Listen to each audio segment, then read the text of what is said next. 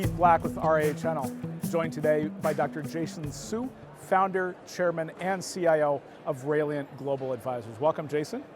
Glad to be here, Keith. Tell us a bit about Rayliant. What caused you to start the firm? Well, Rayliant actually spun out a much larger firm, one that many advisors are more familiar with, Research Affiliates. We brought to the advisor space Fundamental Index, the PIMCO All Asset Fund. I decided to start the second chapter of my life, starting Rayliant, to really focus on Asia and emerging markets, because I thought, most investors are underexposed to this sort of exotic part of the world. They're mostly home country biased, too much in the US, not enough in emerging markets, not enough in emerging Asia. This is a market where there's a lot of inefficiencies, a lot of opportunity for alphas, but also for uncorrelated growth. Like, these are markets with a lot of hungry, low-cost workforce, and you want to tap into that. So obviously you know a lot about fundamentals and a lot about quantitative analysis. So we call it quantamental when we put it together. So what's it like in the Asian markets or in emerging markets compared to a quantamental approach in the US?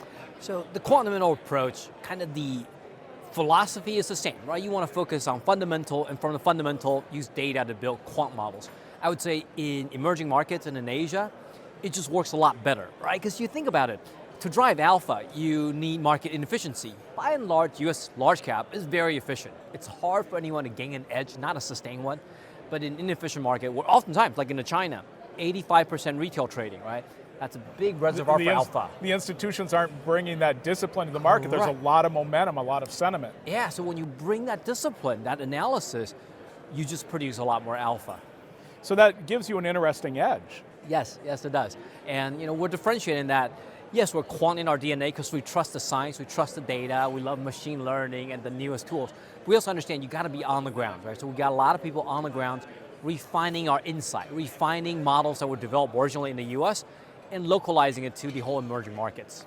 But emerging markets haven't had much in the way of equity market performance in recent years. What's the case to move money into emerging markets today? Yeah, so I just recently put out a research piece where I looked into exactly that, right? You think emerging markets, they have phenomenal GDP growth. Where's the return?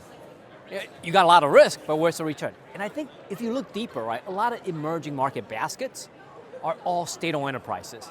So I think we basically constructed that exposure wrong.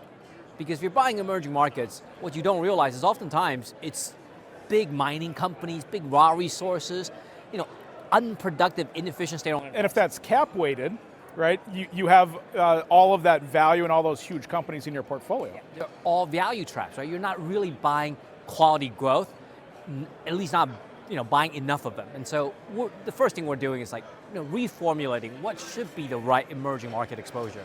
Now, what funds do you have for U.S. investors, and what are the conversations like with advisors? We've launched, we're primarily an institutional asset manager, but we've launched our strategies into 3 different ETFs. Obviously, the headline being our Rayliant China, RAY-C, Rayliant Emerging Markets, RAY-E. For advisors, if you're interested in sort of finding a way to get active exposure, but in an ETF chassis, I think you should research what we're doing. And where could we find your research?